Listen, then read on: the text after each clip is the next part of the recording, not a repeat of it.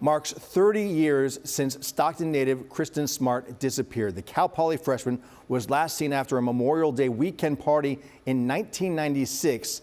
Classmate Paul Flores said he would walk her home, but Kristin was never seen again.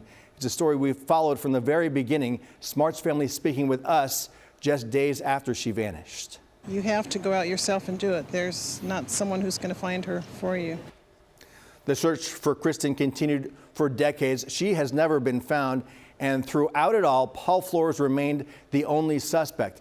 Breaks in the case came with a new sheriff in 2011, and years later a podcast that brought national attention, new searches, and new evidence. In 2021, Paul Flores and his father were arrested in connection to Kristin Smart's disappearance. A year later, Paul Flores was convicted of her murder.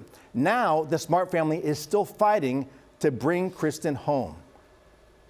As the judge pointed out, it's a sentence, but it doesn't bring back your loved one. So from that aspect, we don't have closure. Madison Keevy spoke with the man who is credited with reigniting interest in the case, ultimately leading to a conviction. I'm Chris Lambert. I created the podcast Your Own Backyard, which focused on the disappearance of Kristin Smart. It's a little different if you have access to some of the people and places involved. It's different when someone goes missing in your own backyard. We first met Chris Lambert in 2020, just a year after his podcast, Your Own Backyard, launched.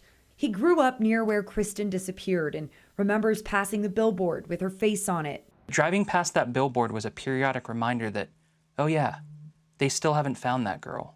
What he never expected was global attention, millions of listeners, new interviews, new leads, and fresh evidence in a decades-old case. It's still a little confusing to me, even like how it got as large as it did. Now, on the 30th anniversary of Kristin Smart's disappearance, Paul Flores, the man long suspected in her case, has been convicted and is serving 25 years to life in prison. Lambert says the story resonated far beyond the investigation. And even though the majority of people who have heard the podcast never got to meet her as a person, they become very attached to the idea of her because they feel either like they love somebody like her or they were somebody like her. Lambert says through the podcast, he built a close bond with the Smart family. He thinks of them when asked about new episodes. Because I think the power that I had was in amplifying that voice when the story needed to be told. And now that isn't really how to help anymore. The new way to help is strategies for finding her body, which don't require new episodes from my perspective. He was there in Arroyo Grande in early May when Paul Flores' mother, Susan, was served a search warrant at her home. Ultimately, investigators collected new evidence, but no human remains were found. Every effort that I make is trying to resolve that for them, just to answer the question that they're waiting to get resolved. Even now, he continues to share updates with his followers. Many still asking the same question that started it all.